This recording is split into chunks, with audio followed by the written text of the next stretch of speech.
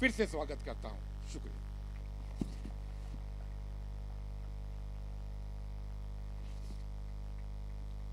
धन्यवाद। सप्पल साहब ने आपको बहुत विस्तार पूर्वक कांग्रेस पार्टी की नीतियां और धर्म नीति का पाठ पढ़ाया।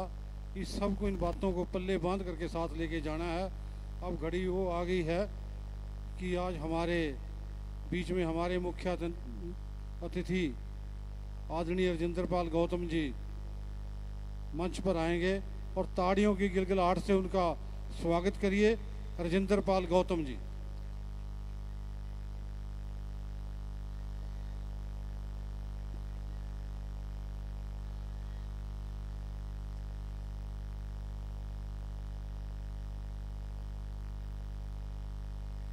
सभी को जय भीम।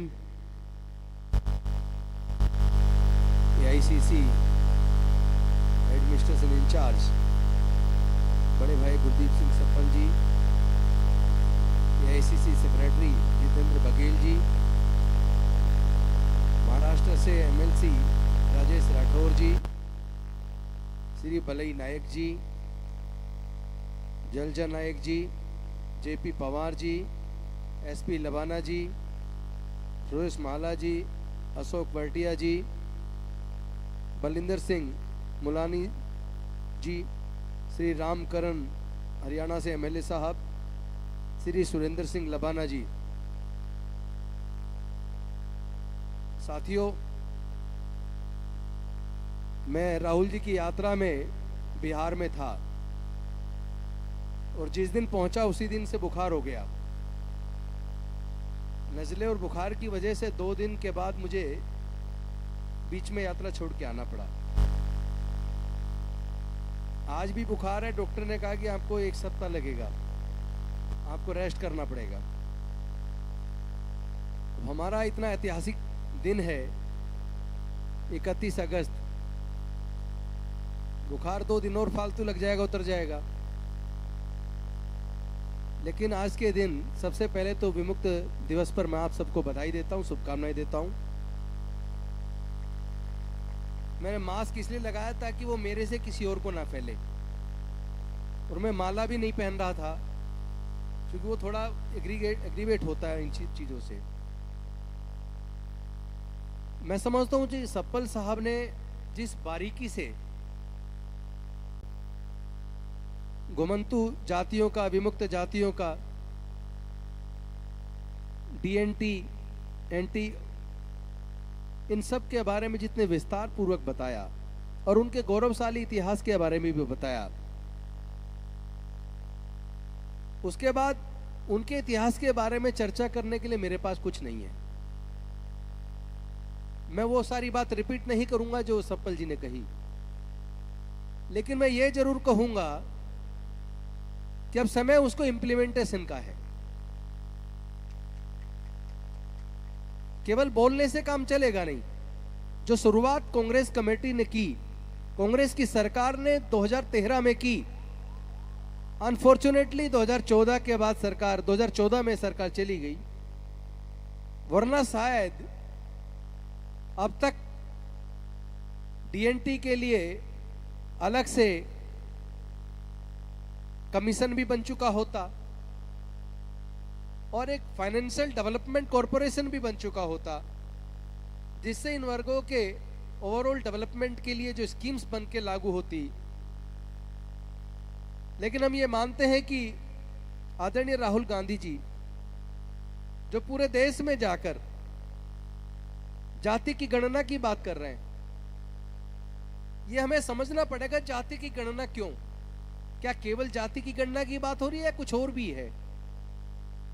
एक तो ये गणना इसलिए भी जरूरी है क्योंकि इस जाति की गणना के साथ यह भी साफ तौर पर क्लियर हो जाना चाहिए किस किस जाति की देश में कितनी जनसंख्या है।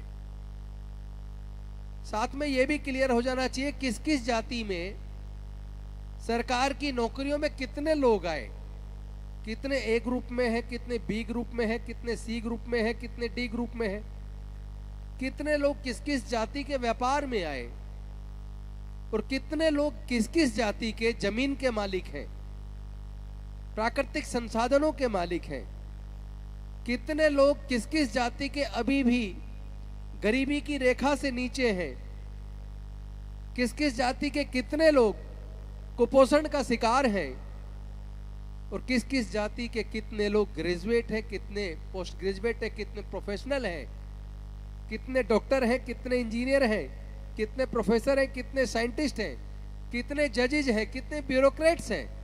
ये डाटा तो पता होना चाहिए कि हम कह रहे हैं कि आज़ाद हुए भारत को 78 साल हो गए और संविधान को लागू हुए भी 75 साल हो गए, तो किस जाति के हिस्से में क्या आया? अंग्रेजों ने क्रिमिनल ट्राइब्स बना दिया, कानून बना दिया, और 31 अगस्त 1952 को नेहरू जी ने उस एक्ट को खत्म कर दिया, क्योंकि कोई जाति कभी जन्म से अपराधी हो ही नहीं सकती। ये तो साजिश के तहत किया गया। यानी जो विरोध करेगा जुल्म के खिलाफ, जैसे आज के समय में जो लोग मोदी जी की देश विरोधी नीतियों के खिलाफ, समाज विरोधी नीतियों के खिलाफ आंदोलन कर रहे हैं, धरने प्रदर्शन करते हैं, मोदी जी की सरकार उनके खिलाफ झूठे मुकदमे बनाकर जेल में डाल देती है, तो क्या जो जेल में है क्या वो अपराधी है? अपराधी हो ही नहीं सकता। और जिसको बकायदा कानून बना के अपराधी घोषित किया जाए, इसका मतलब उन जातियों ने अंग्रेजों के खिलाफ ज्यादा मजबूती से लड़ाई लड़ी। ये आपका गौरवशाली इतिहास है, इस पे हम सबको गर्व करना चाहिए। लेकिन मैं चिंतित उन लोगों को देखकर ज्यादा हूं। पूरे देश की बात तो छोड़िए, मैं अगर केवल भारत की राजधानी दिल्ली की बात करूं, दिल्ली के अंदर सड़क किनारे अनेकों घुमंतू जातियां रोड के ऊपर गाड़ी लेकर बैठी हैं और वहां बैठ के वो सिलबट्टा बनाती हैं, छेनी हथौड़ी बनाती हैं। यानी वो इस तरह का काम कर रहे हैं और वो जब चाहे उनको पुलिस और प्रशासन एमसीडी उठा के भगा देती है। कई बार तो मैंने बचाया जाकर। मैं पूछना चाहता हूं कि सरकार ने इन लोगों के लिए किया क्या? एक जाति तो नहीं है ना, सांसी है, नट है, कंजर है, नोनिया है, लबाना है, बंजारा है, और न जाने कितनी सारी जातियां हैं। और उनमें बहुत सारी जाति स्थायी रूप से रहती है, बहुत सारी जाति जो स्थायी रूप से रहती नहीं है। आज भी आजादी के 78 साल के बाद भी बहुत सारी जातियां ऐसी जो स्थायी रूप से नहीं रहती, जो गड़िया लुहार जिनको बोलते हैं, जो दिल्ली में सड़क किनारे पड़े हैं। चूंकि स्थायी उनका कोई एड्रेस नहीं है, तो इसलिए उनके पास राशन कार्ड भी नहीं है, आधार कार्ड भी नहीं बनता, वोटर कार्ड भी नहीं बनता। वो भारत के नागरिक है भी कि नहीं? सरकारों ने उनको दिया क्या? ये चिंता का विषय है। और मैं तो संकल्पित हूं कि एक बार वो दिन आना चाहिए जब देश में सभी लोगों को तरक्की में बराबर का हिस्सा मिले। क्योंकि सरकारों ने जो साजिश की है वो बेहद खतरनाक है। अभी तो इन तमाम दलित, पिछड़े, आदिवासी, विमुक्त जाति, एंटी डीएनटी, अभी तो इनके जीवन में कोई तरक्की का बहुत ज्यादा हिस्सा भी नहीं आया था। इससे पहले ही क्योंकि इन जातियों के ज्यादातर लोग 4th क्लास की सरकारी नौकरी में आ जाते थे। 5th पे कमीशन में भारतीय जनता पार्टी की सरकार के टाइम पर 5th पे कमीशन को आउटसोर्स करके ठेके पे दे दिया। आज सफाई कर्मचारी भी ठेके पे नौकरी कर रहा है, चपड़ासी भी ठेके पे कर रहा है, माली भी, चौकीदार भी, तमाम लोग, एमटीएस के लोग सब ठेके पे काम कर रहे हो। ठेकेदार जब चाहे बाहर निकाल देता है। वही अगर सरकारी नौकरी में होता तो 50,000 तनख्वाह होती, लेकिन ठेकेदार के यहां उसकी तनख्वाह 15,000 है। 15 में से 8,000 उसको मिलते, 7,000 ठेकेदार खा जाता है। अब बताइए 8,000 में कोई परिवार क्या तरक्की करेगा? मैंने तो इस बात पे पूरे देश में सर्वे करवाया कि अनुसूचित जाति और जनजाति के और अति पिछड़े, पिछड़े नहीं, अति पिछड़े वर्ग के लोगों की आमदनी का क्या कितनी आमदनी उनकी महीने में होती होगी। मैं तो जब रिजल्ट आया चौंक गया। 99% SC ST और अति पिछड़े वर्ग के लोगों की मासिक आय भारत में 5,000 रुपए से 20,000 रुपया महीना के बीच है। अब मैं पूछना चाहता हूं, जिन परिवारों की इनकम 5,000 रुपए से 20,000 रुपए के बीच है और जहां सरकारी स्कूलों को लगातार कमजोर किया जा रहा है और बंद किया जा रहा है, पिछले 15 से 20 सालों में लगभग 2 लाख सरकारी स्कूल बंद कर दिए गए हैं। प्राइवेट स्कूल खुलते जा रहे हैं। मध्यम दर्जे के भी प्राइवेट स्कूल में एक बच्चे की फीस का खर्चा, ट्यूशन का खर्चा, ट्रांसपोर्ट का खर्चा, किताबों का खर्चा, वर्दी का खर्चा, सारे खर्चे जोड़ लिए जाएं तो छोटे मोटे शहर के अंदर जो मिडिल लेवल के जो पब्लिक स्कूल है वहां भी एक बच्चे के लिए कम से कम 5 से 6,000 रुपए खर्च होता है। परिवार में अगर 2 बच्चों को पढ़ाना पड़ जाए तो 10 से 12,000 15,000 तो 2 बच्चों की पढ़ाई के लिए चाहिए। लेकिन इन वर्गों के 99% लोगों की पूरे परिवार की इनकम 5,000 रुपए से लेके 15-20,000 रुपए के बीच है, तो इनके बच्चे पब्लिक स्कूल में तो नहीं पढ़ सकते। कहाँ पढ़ेंगे? मजबूरी में सरकारी में पढ़ेंगे और सरकारी में पढ़ने का माहौल ही नहीं छोड़ा। यानी कि हमारे तमाम दलित पिछड़े आदिवासी NT-DNT के बच्चों को ये केवल मजदूर बनाना चाहते हैं। कितने शर्म की बात है। ऐसे देश तरक्की करेगा कैसे? मेरी चिंता इससे और ज्यादा बढ़ जाती है जब मैं हायर एजुकेशन के बारे में देखता हूं। इंजीनियरिंग की पढ़ाई, मेडिकल की पढ़ाई, लॉ की पढ़ाई, BR की पढ़ाई, CA की पढ़ाई, एक डिग्री करने के लिए एक परिवार को अपने बच्चे के ऊपर कम से कम 15 से 20 से 25 लाख रुपया खर्च करना पड़ता है। अब बताइए प्रोफेशनल हमारे समाज से बच्चे बनेंगे कैसे? 15 से 20-25 लाख लोग हम कहां से लाएंगे? पहले स्कॉलरशिप से पढ़ जाते थे, लेकिन इस बीजेपी की सरकार ने तो स्कॉलरशिप को भी खत्म कर दिया। ट्राइबल सब plan, special component plan for scheduled caste, जिसको भी लगभग इन्होंने बंद कर दिया और जो मिलता भी है उसको डाइवर्ट कर देते हैं। तो प्रोफेशनल कोर्स इतने महंगे कर दिए तो हमारे बच्चे तो प्रोफेशनल बनेंगे नहीं। सिंपल अगर ग्रेजुएशन करनी हो तो सिंपल ग्रेजुएशन भी सरकारी कॉलेजों से आजकल 20-20, 25-25 हजार रुपए फीस लगती है। हमारे मजदूर तबके के व्यक्ति को अगर एक बच्चा कहे कि पापा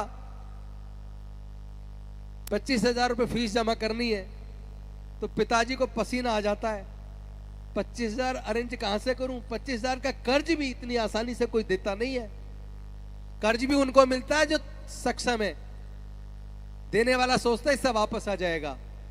जो कमजोर है, मजदूर है, गरीब है, उसको तो कोई कर्ज भी नहीं देता, ना सरकार से मिलता है ना कहीं और से मिलता है। ऊपर से जो स्कीम थोड़ी बहुत बनी भी है, और एक देखिए कितना बड़ा छल है, scheduled caste, scheduled tribe, OBC की जो स्कॉलरशिप है उसका इनकम क्राइटेरिया 1.5 लाख से 2.5 लाख के बीच है, और जनरल कैटेगरी EWS का इनकम क्राइटेरिया 8 लाख है।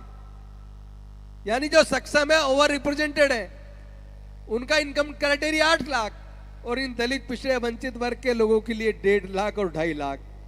इसका मतलब सरकारें भी हमारे लोगों के साथ साजिश कर रही है। इस साजिश का भंडाफोड़ करना होगा। यह लड़ाई हमारे आने वाले बच्चों के भविष्य की है। इस लड़ाई को हमें मिलकर लड़ना पड़ेगा।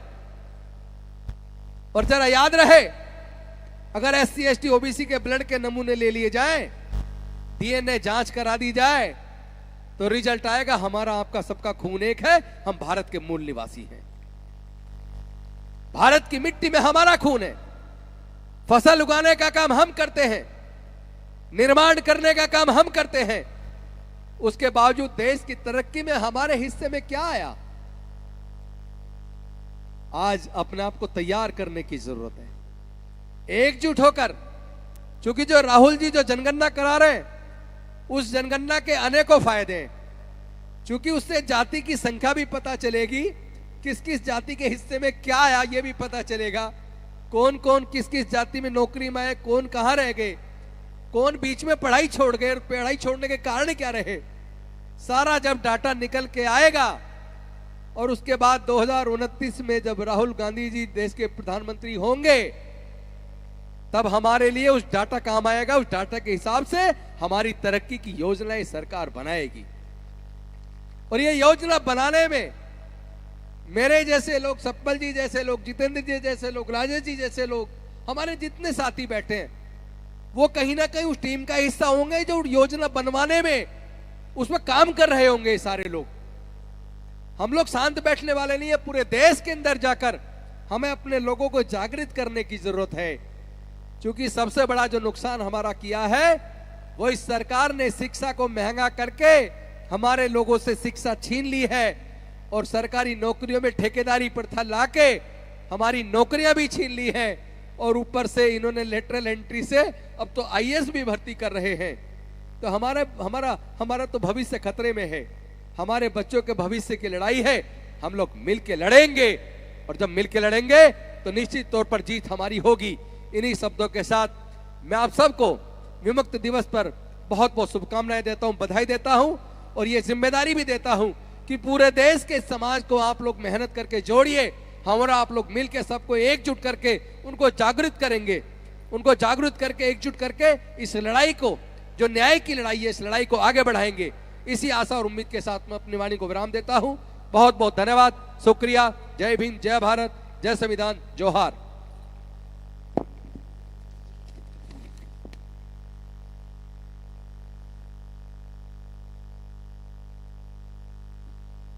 डीएनटी समाज के तमाम माता और बहनों से मेरी विनती, हाथ जोड़ के भोजन का प्रबंध है। भोजन बहुत है, मैं चाहूंगा मेरी बहनें पहले भोजन माताएं और बहनें करें, फिर हमारे सारे नौजवान साथी और हमारे बुजुर्ग करें।